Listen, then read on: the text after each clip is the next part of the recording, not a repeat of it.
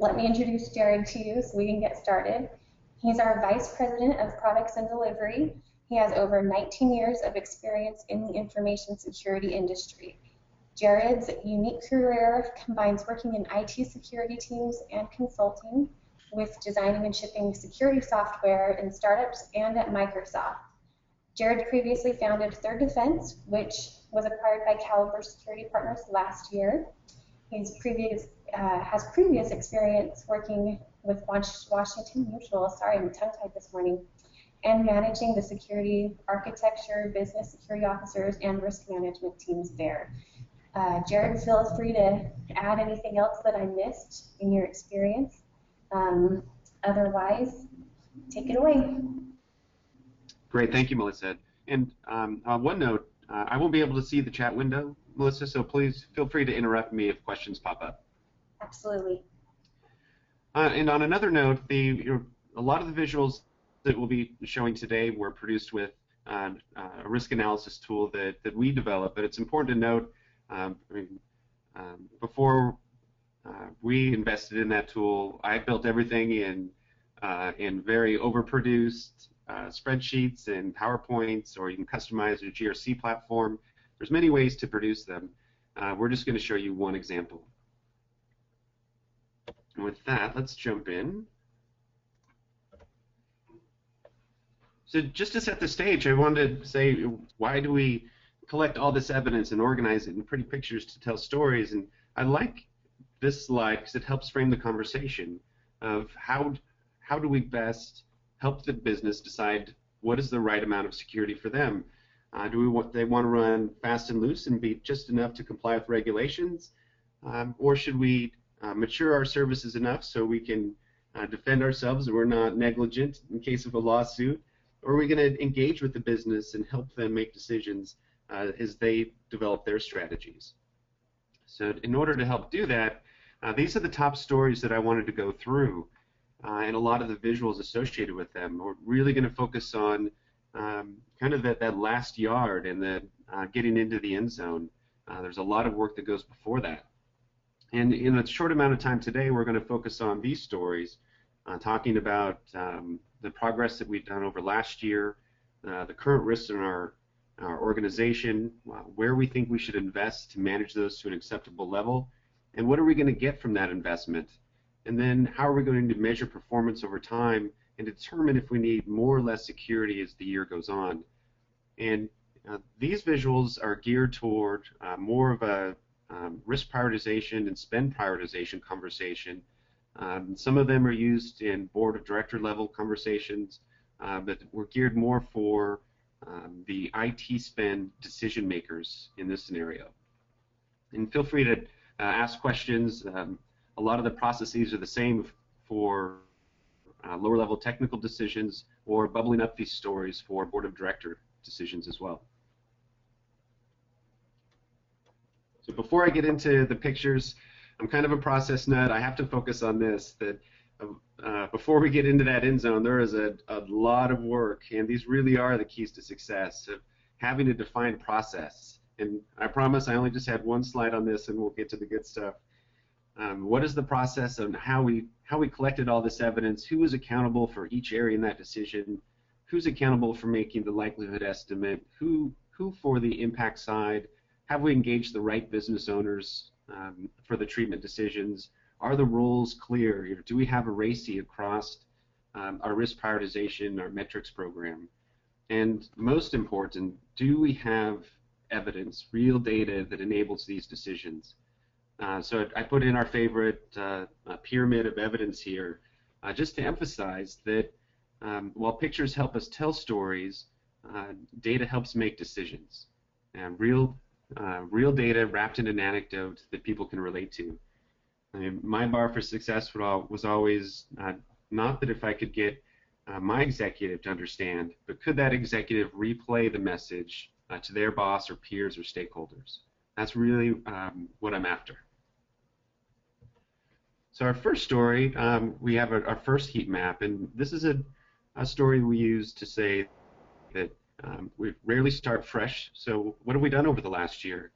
And the theme for a lot of these visuals is we'll have a picture on the right, And there'll be sometimes there'll be a lot of information there. So on the left, we'll have the 3 or 4 focus stories. What do we want people to remember after this slide is gone?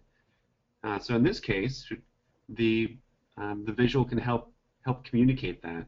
As we're talking of areas that we've really made progress in, say in our encrypted backups or log retention, and the visual can reinforce that with the status of these risks.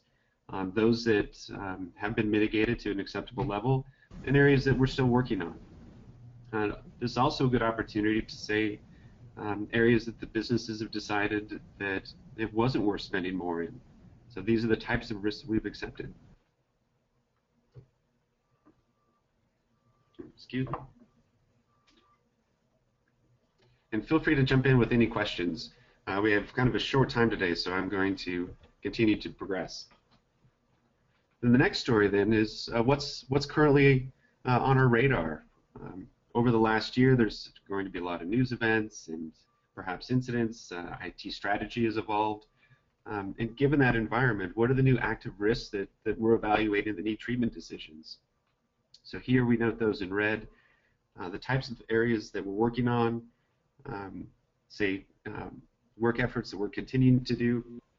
And what's often left out in these stories are risks that we're still collecting evidence.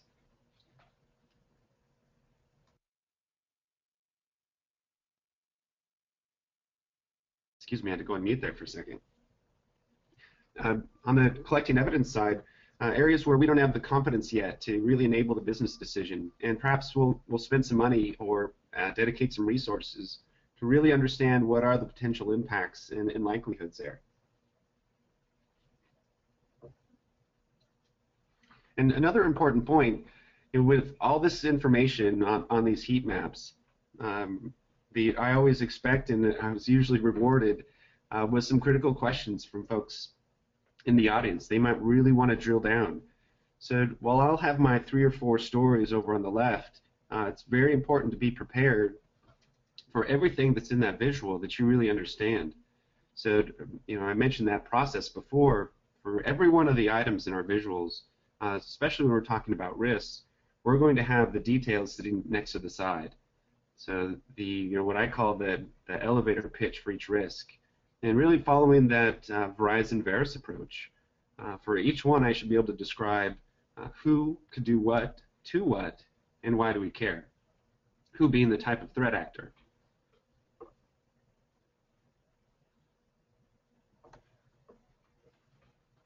As well with whenever we're talking about these heat maps, and this goes back to the process side, I'm assuming here that the audience is aware of how those scales are calibrated, what types of monetary ranges and qualitative descriptions are associated with each. Quantifying the short and long-term costs of an impact, as well as sometimes, excuse me, the more qualitative areas such as brand impact, and to make sure that the right business stakeholders understand the scenario and if they would accept that level of effect to the brand. Any questions before I move on?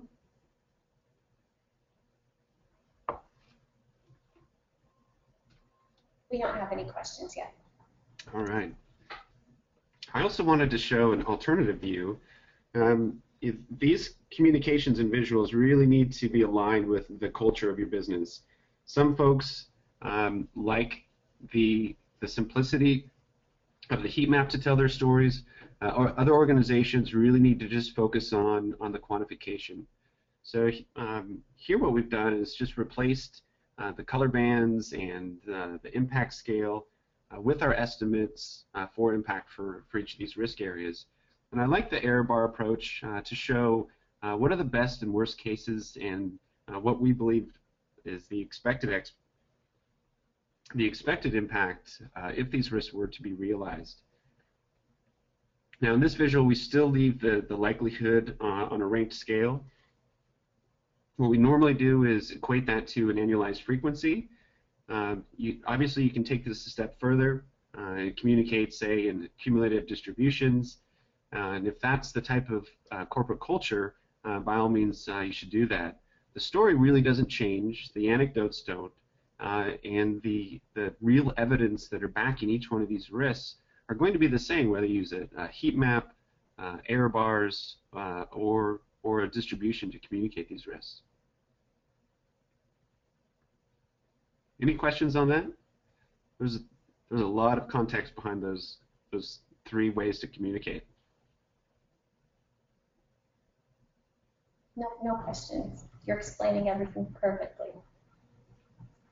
All right, sounds good. So once we've communicated what risks are important to the business, how they align to the business strategies, now it's the time to figure out where should we spend the money, where are we going to get the biggest bang for our buck. And this visual has really proved useful over the years. We rank these risks in terms of value and plot them over cost. So we want that conversation to go, where are we going to get the most value for the least amount of investment? And so our stories on the left here, we can talk about the budget we have, how much we want to invest, and what those top stories are. We can also include how those align to business objectives, reusing the business strategy verbiage whenever possible to make sure that we're speaking the same language and that our priorities align underneath the business priorities. And the other key story there is areas that we're not going to focus on, and to really drive that focus on that early pyramid of making explicit decisions on where we want to spend and where we don't, to help determine how fast we should go and how much we should invest. Another point on that business value, when we drive that ranking, it's not just risk reduction that we're going to do. Within each one of those plots, we also bake in the stories of how does this relate to our IT capabilities, and how well does this align with the business. So the risk is what it is, but we may change the value of this effort based off the business priorities. So within our workflow, we capture that evidence and those anecdotes for each one of these investments. So just as that risk has the who does what, to what, and why do we care, each one of these investment stories, in the details that we have off to the side, have a summary of risks addressed, how this relates to our IT strategy, and how this relates to our business strategy. So again, a lot of information on the visual. We're going to focus on 3 or 4 stories, but we need to be prepared to talk about all of the details underneath as they come up, especially when it comes time to spending money. And given that spending package, I've also found it useful to communicate what are we going to get for this? Are we done when we spend this? What does that process look like? So one way to do this is to revisit our heat map and modify what the to-be picture might look like.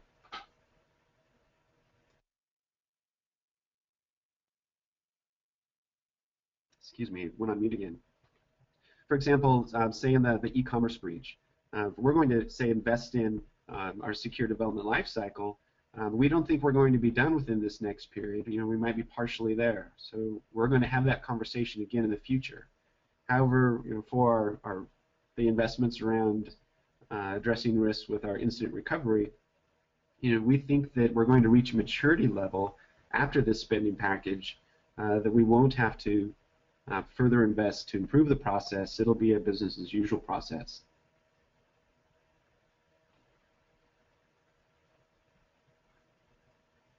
Any questions on that?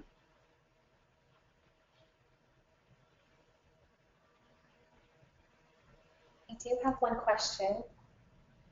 How quickly can you change the trend maps if spending decisions are made during a presentation to management? Yeah, careful what you wish for. If you tell compelling stories, you might change people's minds right off the bat. There's a couple approaches. If you have a manual spreadsheet behind this, it can be a challenge. For us, we really proactively invested in some tools to do that. Well, here, instead of telling you about it, I'll give you a quick demonstration. So either that was a plant or a good timely question.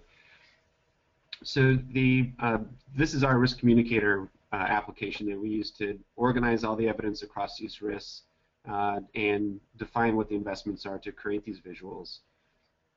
So, for example, to address that question, in that 2B scenario, if we're going to, say, change our investment, which areas that we're going to fund, we can walk through that risk prioritization exercise as we deconstruct that risk and say what controls are going to affect, say, the vulnerability or and improve our control maturity in a specific area. We can then talk about, what would it take, say, to increase that, to really fully invest in the e-commerce breach, and say, additional investment or expand the scope, and here's how much it's going to cost, and reallocate that budget amount. So if we're going to start spending more money in this area, we can update that visual and see that, hey, we might, if we're going to spend another $1 million on this, what is it going to look like? Excuse me. What really drove me to develop this visual was I had a CTO who loved to ask me, what would you do if I gave you 500,000 more? Or what would our posture look like if I took $1 million away from you? And luckily, after the first session that was kind of brutal, I had anticipated that. So we used a scale like this to show her, here's where we would invest next. Or if you take away our money around this area, you're going to have to accept risks that map to this business strategy. So please let me know if that addressed the question. He says yes. Very good. Thanks. All right. Let's let GoToMeeting catch up here. There we go. And let's see, we do have another question too, if you're ready to take one, Jared. Sure. Let's see. It says many of the examples are solutions to risks, not risks. What if you had a risk that had several solutions that would mitigate that risk? How would you show the multiple solutions? Yeah, excellent question. So for the first part, the art of creating a risk title, I totally agree. And a lot of times when we have related risks that might have a different threat actor, I'll include that in the title. That's why it's really important for each of these that you have the who does what, to what, and why do we care evidence. Whether, say, for example, incident recovery, that's not a risk, but we can talk, that's really a pointer to the story of our ability to detect and respond in a way that reduces the impact of some kind of actual incident. And I'm always improving and always learning on what's the best way to title that risk, especially depending on the audience that you're communicating with. The other question, as far as there's what's the way to tell a story when there's more than one way to address a risk? When we go back to that investment piece, this is where we usually tell that story, and sometimes we'll have competing mitigation efforts here. Say, instead of upgrading our access management service, maybe there's a way just for a process improvement exercise, and that will have a different value area, might have a different cost. So, for example, within my spreadsheet or within whatever tool you're using, you can. What we do is we associate one of those efforts to one or more risks. So you might have a many-to-many mapping. So one effort could address multiple risks, and you need to incorporate that in your story. And say, hey, if we continue our investment in SDL, we're going to address a whole suite of vulnerabilities that really could lead to an e-commerce breach in this case study. So there's no easy way to do it. It's really a lot of homework and prep work on how you communicate. So again, these visuals are really just pointers that represent the stories that you want to tell. And please let me know if that addressed the question.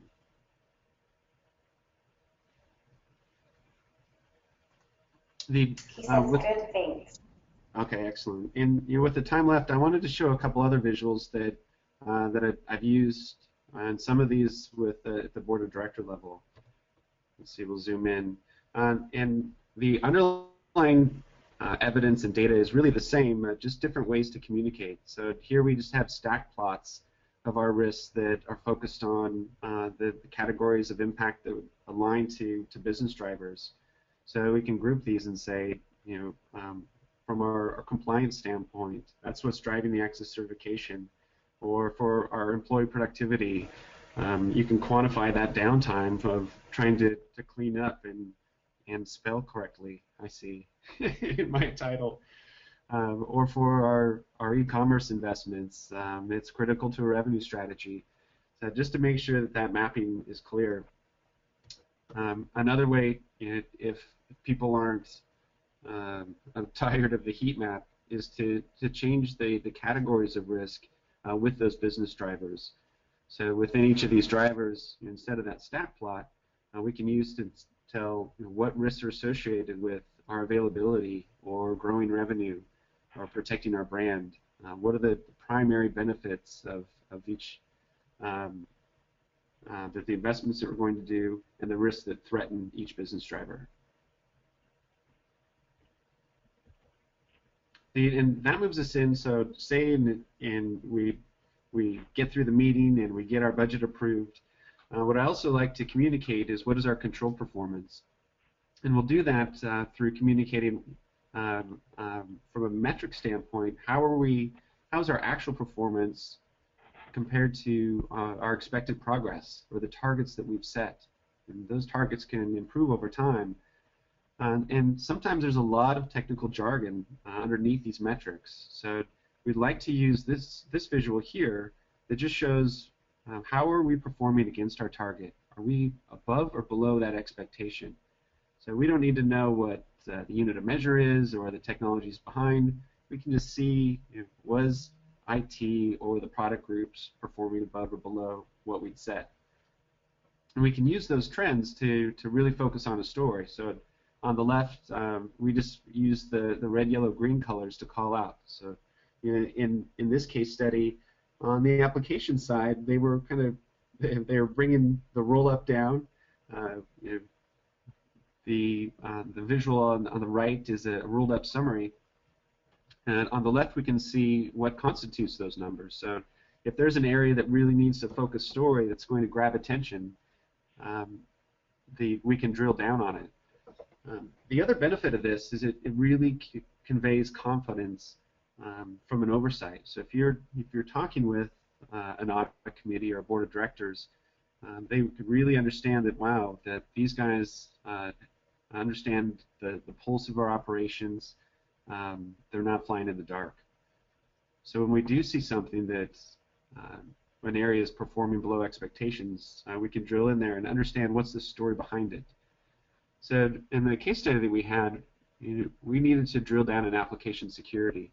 So sometimes you need to kind of expose what is the data underneath that, and oftentimes there's real people here. They all love their kids. There's usually a reason.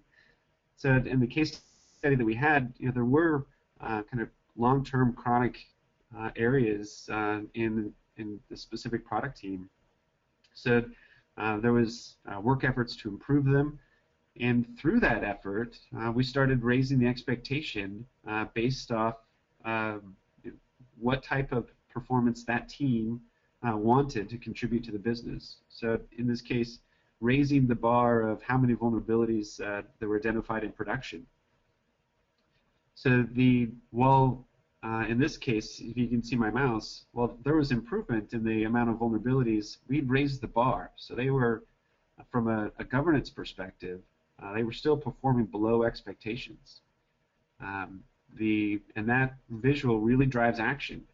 Now, it's easy for leadership to see, hey, these were the expectations we set of what we decided what's important. Why are we meeting them, or why are we not meeting them? And then if they fall again, that's what drove that red dot on the heat map.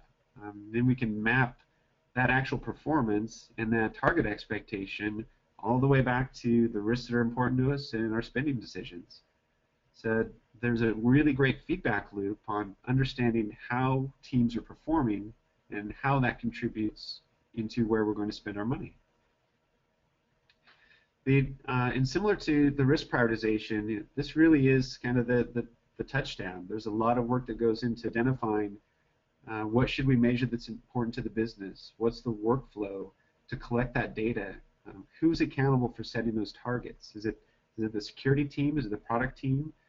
There's a negotiation there, but who's accountable for it? So all that process work has to be laid before we can get the value from the visual, before we can tell the story to improve a decision. So, I know, I'm sorry I'm passionate about that stuff. And with that, we're out of time, but I'm happy to stay on to address questions. And here's my contact information if you'd like to follow up. And I always like to push one of my favorite articles from Dan Gear, Measure Like You Mean It, Like You Meant It. It's a great focus on measurement points from an incident response function. So please take a look. And with that, are there additional questions? Now I can open up my chat window. Unmuted. Muted. We do have one question that we haven't answered yet. It says, what background information did you use to determine your risk likelihood estimates? Excellent question. So the approach that we take, and just from a reference architecture, is to pick a framework. I prefer the NIST 830 on how we deconstruct a risk. Here, I'll give you a quick example. Let's get rid of that window and just grab a risk. When we talk about the likelihood side, following that NIST framework, there's a lot of, we need to collect evidence on the type of agent, their skill set, how much they care about us. We're looking at the vulnerabilities. These are the common vulnerability scoring system areas and common COVID control categories. Those are all nice to make sure that your assessors and analysts and architects are asking all of the same questions to improve consistency. But what really drives decisions and enables people to retell that story is real evidence in your environment. So I go back to my pyramid. If I don't have confidence, say, in my estimate on my threat agent, or how often they're going to try and exploit that vulnerability, or how difficult it is to exploit that vulnerability, I want to highlight that fact and say we need to invest some time to really understand what is the likelihood of this. And the other aspect that I mentioned is to make sure that you've calibrated what that ranking system is. So, for example, we'll translate that scale to an annualized frequency. So do we expect this to happen in the next year, within 2 years, within 5 years? I know there's a lot of detail there, but it's important to have a consistent way to deconstruct a risk statement. So when somebody really challenges you, you can dive in and say, if this is, our red team was able to exercise this type of exploit mirroring this type of threat actor. Does that answer your question? And another point to note is within the process, I really believe the security team should be accountable for driving that likelihood, but also that the applicable business owner should be accountable for owning the impact statement. So we can facilitate that, making sure that we're asking all the right questions around short and long-term costs, but collecting their responses. If we don't have incidents or peer incidents or past experience, making sure that when we run that likelihood scenario by them, that we capture what their opinion is on the effect of the business, quantitatively and qualitatively. I threw a lot of information out there. Did I address the question? He says, yes, thanks. It's a great question, and I'm always advancing my learning there. But it really comes down to a great anecdote with evidence in your environment.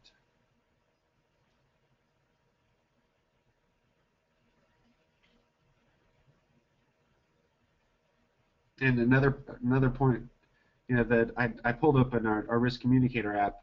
I used to collect those same agent vulnerability and control effectiveness categories into my spreadsheet. There's many ways to do it. It's just how efficient do you want to be, given how important that is to your business to estimate risk. Any other questions? It doesn't look like we have any other questions at the moment. If anyone has a question, hurry and type it fast before we end this session. Especially now that I have my voice back. Yeah.